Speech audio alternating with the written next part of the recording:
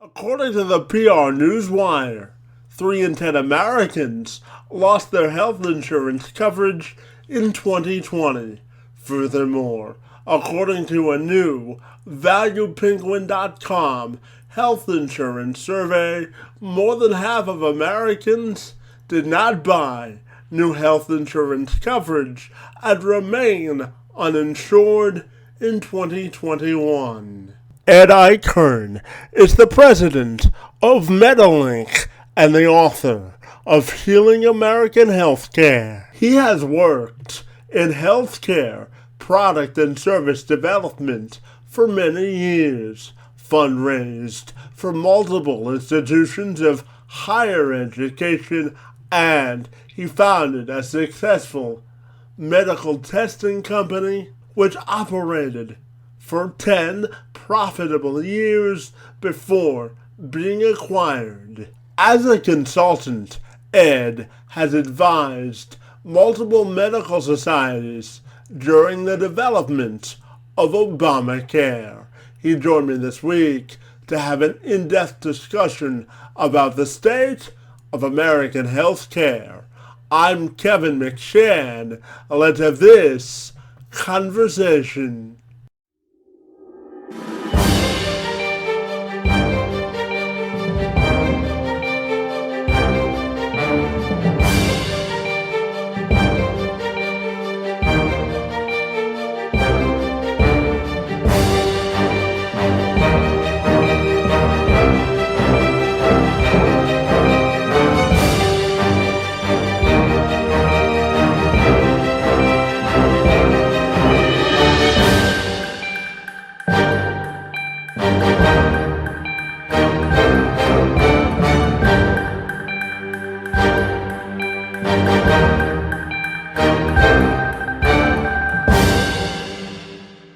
Well, it's something we'll touch on during our conversation. But Ed, if you're ready, I'll welcome you to the program, and I'm excited to talk to you about the state of American health care. Great to see you this afternoon, and thank you so very much for being here.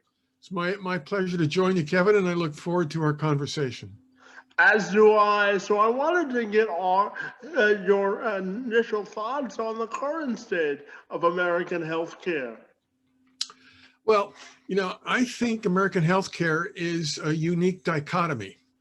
And the reason I say that is we have a lot of extremely well-trained physicians. We have great medical schools.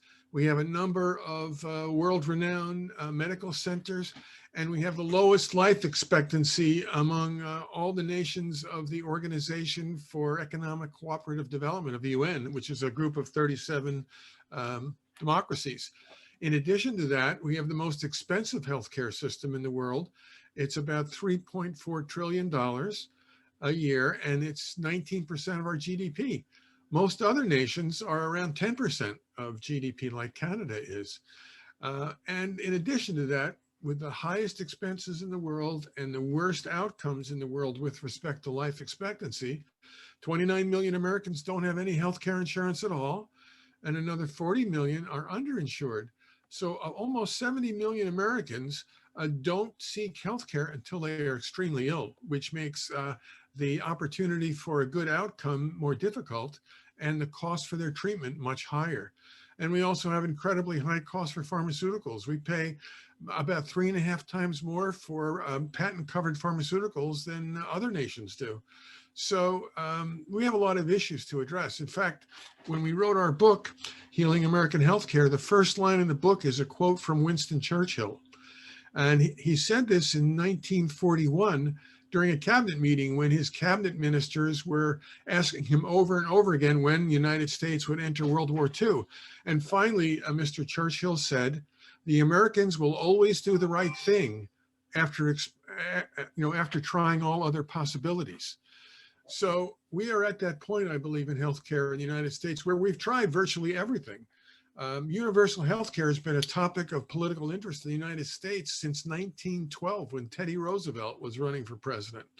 And it's time for us to move forward. I think the good news is President Biden is expanding the Affordable Care Act, or Obamacare, and more people are going to get coverage based on what he included in the American Recovery Plan Act, which is largely based on improving our economy after the pandemic. So that's kind of where I think we are with healthcare in the U.S. And then I know that you have created sort of a healthcare coalition newsletter that you are excited to tell me about. So I'm wondering if we could dive into that a little bit. Sure. About a year ago, my colleagues and I formed the Healing American Healthcare Coalition, which is online at the healingamericanhealthcare.org. And this is an apolitical effort. We are not Republicans or Democrats or in any other party. Our goal is to provide objective, useful healthcare information to healthcare professionals, especially during a time when they're extraordinarily busy with the pandemic that we've all been facing. So we launched the 3-Minute Read newsletter for coalition members. We publish it between 2 and 3 times a month. We monitor 52 publications, and we monitor articles, and we publish a summary of 5 or 6 articles every 2 weeks with our thoughts about the importance of that article for members of our coalition. And our opening rates for that email are quite good. It varies between 35 and 45%. And the click-through rate to actually read or review those articles ranges from 45 to 75%, which is extremely high in terms of newsletter openings. So we're very pleased that members of our coalition actually appreciate getting those articles and thinking and commenting on them. And in a very junior way, to compare to your very successful podcast, we do a podcast of the articles for anyone to listen to, where we describe the articles that we've reviewed and our thoughts about their importance to healthcare. What's the name of the podcast? Healing American Healthcare. Hence our discussion, absolutely. And I'm curious also to get your thoughts, Ed, with the pandemic. How do you think people are reprioritizing the importance of healthcare and looking at its delivery as well? That's a great question. I've been thinking a lot about that, and that's going to be part of the subject of my next book. In the United States, we have underfunded public health for a very long time. And consequently, when we were hit with the pandemic, we were really not ready from a public health perspective to deal with it. And the other aspect of the pandemic in the US is the elected official management of public information. A blog that I wrote about 3 months ago is entitled, Science Doesn't Go Away If You Ignore It. And some of our elected officials, because of political pressure or their feelings about what they needed to do in their states, actually didn't promote mitigation strategies. So they weren't promoting wearing masks and distancing and things of that nature that were recommendations of the CDC, the Center for Disease Control and Prevention. So we need to embrace science when it's important for our health. You know, in Canada, I believe your population is around 37 million or so. About that, yeah. And you've had about 1 million cases of the coronavirus reported, and somewhere 24,000 unfortunate deaths. In the United States, we've had 550,000 cases. I'm sorry, 550,000 deaths and 30 million cases. And that's not, it's a reflection on our public health system and our political leaders' management of this more than our health system. Our health system really responded to try to take care of this incredible increase in patients. So I think paying attention to and supporting public health is really important to face pandemics like this. I mean, the incredible thing about the pandemic on the positive side is how pharmaceutical companies have developed vaccines so rapidly to help us all prevent, getting the disease. And, I think that's a miraculous scientific discovery that we all ought to applaud, because it's going to make a huge difference over the next few years. Absolutely. And I know that when the creation of Obamacare happened, you advised several societies about the development and implementation of Obamacare. So I'm curious to ask you about that experience and how you think the American Health Care Act is going. I know that President Biden made it a priority to expand, as you were mentioning earlier. Yeah. Um, well, anytime you want to make a major legislative change, it gets very complicated because every industry or company that is going to be favorably helped or negatively affected by the legislative initiative is going to lobby the Congress. And during that time, for the year that Obamacare was a legislative effort, there were lots of lobbying meetings. I used to help organize fly-ins where our members would go and talk to Congress people. And during that time, they set 15 minutes appointments, and you had a 15-minute appointment with a staff member or the congressional representative all day long. And more money was spent on lobbying during that time than any other time in our history. So it was a very intense time for legislators and people who were leading the bill. The most important thing about that time was there was a public option that was originally a part of the bill in 2009. And obviously, insurance companies lobbied against that because it might impact their revenue.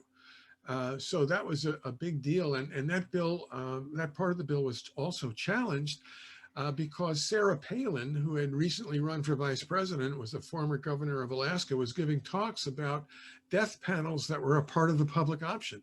Now, there were no death panels that were a part of the public option. There was a part of that that allowed for counseling at the end of life that would pay for counseling to help people make very serious choices when they were facing the end of life. And she misconstrued that to be death panels. And that scared a number of voters who went to their legislators and said, we don't want this public option because of this death panel. And that caused a number of leading congressional people to move away from the public option, as well as the pressure of lobbyists. So that took away from the bill. And that was one of the ways that the Obama administration wanted to work to reduce the cost of healthcare. But I think it accomplished a lot of important things that we need to build on. First of all, since that time, over the last 10 years, 20 million people every year have gotten health care that didn't have health care before. And it eliminated pre-existing conditions as a way to make healthcare very expensive for you if you had a pre-existing condition. The cost for you would be the same as anyone else, which is very important. It also extended the ability of people to keep their children on their insurance until they were 26 years old, which was certainly a very helpful thing.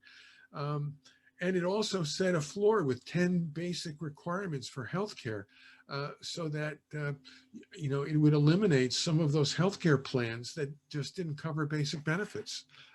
So I think it accomplished a great deal, but it was extremely limited by not being able to have a primary care option. In fact, in his recent book, President Obama said that the Affordable Care Act was the framework of a house upon which we could build in the future. And I think that's a good way to describe it because it began to move our country towards a better universal healthcare system, albeit in a very expensive way.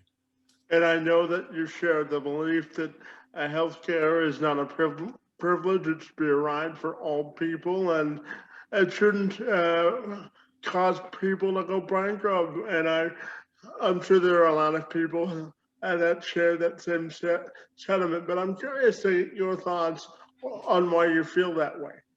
Well, having worked in healthcare most all of my life, I've always believed that healthcare should be a foundation, one of the building blocks of your life, so that you can do whatever it is you want to do with your life and know that if you need care, the care will be there for you.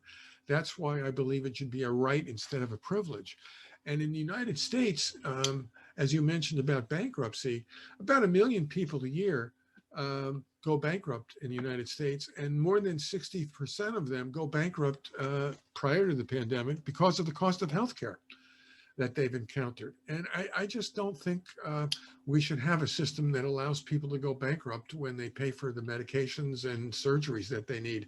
In fact, one woman that I quoted in our book said that she was extremely thankful for the surgeon, the cardiac surgeon that cured her of her heart disease, and having to pay the bills was going to kill her. So, I think it's just really important for countries to have a baseline healthcare system that allows you to have the coverage that you need whenever it is you might need it during your life. Absolutely. And you had mentioned this a little bit earlier, but I'm curious to dive into your book a little bit more, Healing American Healthcare, and the message that you were hoping to deliver through the publication. Oh, thank you. Well, Healing American Healthcare, the full title of the book is Healing American Healthcare, and the subtitle is Providing Care for Everyone while Reducing the Cost of Healthcare by $1 trillion a year. And the book takes the reader through the history of improving healthcare in the United States, how we got the Medicare Act passed in the 60s, and all the things that build upon making healthcare what it is today in the United States and why we need to improve it. So the pathway through our book takes us to discussing how to plan the Eichhorn Hutchinson All-Care Plan.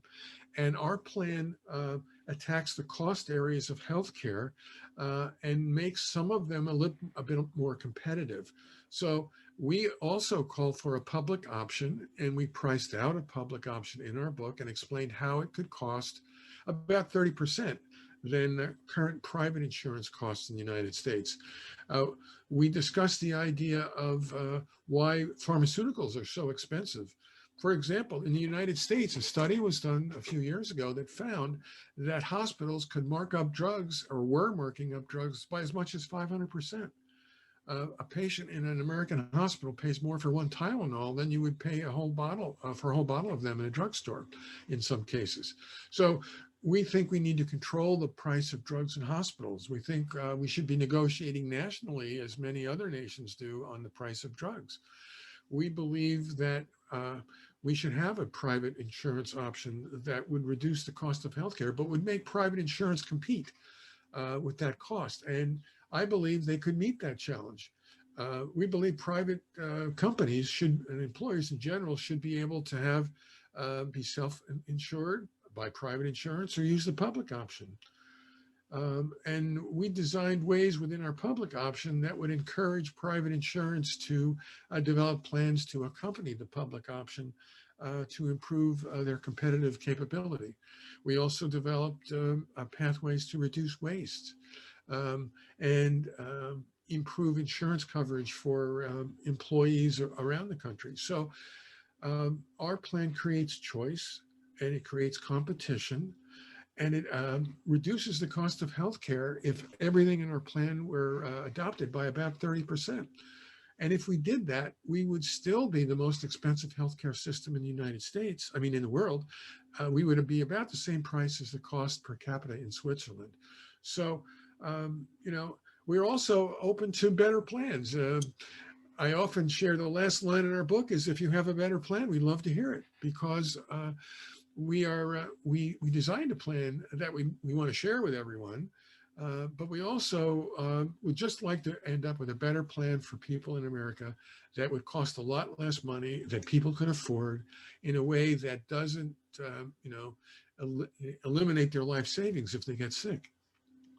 And I'm curious to get your thoughts on how you think the hostile political system has played into the advancement or lack of advancement on making sure that healthcare gets to everyone. And what lessons do you think the U.S. government can learn from our Canadian government in the way we administer healthcare? Well, I think the Canadian government evolved into a system that set guidelines for all of the provinces and territories to develop healthcare systems. And each of them, as I understand it, can be a little bit different, but they all have to provide universal health care. There are no copays and deductibles. People can choose the doctor that they want to go to. Physicians are able to make a decent living. And that basis allows for a framework to build healthcare system on. Those guidelines from your federal government are very direct, very straightforward, and a majority of the cost of care is paid for through the federal government, although each province does have some aspects that it has to fund. You also, have some issues with pharmaceuticals, but you have a much better pattern by which your government decides the categories which prices for new drugs will fall into, how extraordinary they are, what new things they cover, whether they cover existing conditions that are covered by other drugs. And so there are categories of pricings for drugs that are really a good starting point. In the United States, we have no way of pricing drugs like that. And in fact, people over the last 5 or 6 years have bought older drugs and then increased their price. As an example, there's a disease called the Williams disease, and it's a disease of the liver. And if a patient develops this disease, they need to take cupronin, which has been available for a number of years for the rest of their lives to maintain their life. And prior to that drug being acquired by a drug company from another company, it was $230 a month in the United States. They raised the price to $260 a pill, or about $23,000 a month. That pill isn't available in most of the rest of the world for $1 a pill. We need to address problems like that. We have a great law from 1983 called the Orphan Drug Act, and that encouraged the development for medications for people where only 200,000 or less people would have to deal with that disease. And it's been very successful. There's been 600 drugs developed over the last 38 years. But the price of those drugs has gone up by a factor of 64 times over those 38 years. We need to address things like that. We need to bring those prices, into a framework that people can afford. As I've said before, in America, we pay over 3.5 times more for drugs that are patent covered, where the rest of the world gets them from pharmaceutical companies, 60% of which are US-based companies, for less than we pay for them in the States. So, I think inequities like that need to be developed. And, I encourage our congressional members and senators to actually begin thinking about these inequities for the people of America, and to try to be a bit more objective in listening to lobbyists that are going to represent companies that want to maintain the revenue that they have. We're, in our plan, in our book, we're not suggesting we want these companies to go bankrupt. We want them to be more competitive. And, I think that's part of the answer in a system like ours, where a totally socialistic plan would not be accepted. The last thing I want to say is, if you were starting from scratch and designing a healthcare plan, you would do one of two things to start with. You would either have the government pay for all of the plans, like the healthcare system in Great Britain and part of what you have in Canada, or you would follow the German plan, which says every employer will provide insurance. And I think that's the plan that would have the best opportunity to be successful in the United States, to make sure that all employers provide insurance, and that the government covers the people who do not have insurance through their employment. And I think that would get us to universal care in a better way than the path we are currently on. And Ed, I know that you've been in healthcare for a very long time, and you've been in product development, and you've fundraised for educational institutions, and you've also founded a medical testing company before it was sold. That was highly successful. So I'm wondering if we could talk a little bit about the arc of your own career and the most impactful contribution you've made in the space of healthcare? Wow. Well, let me let me try. I started my career as a product development engineer at a large company named Becton Dickinson, and I was involved in developing products to reduce the pain of injection, things like that. And we were very successful at doing that. And I got to go out into the hospitals and observe the use of these products.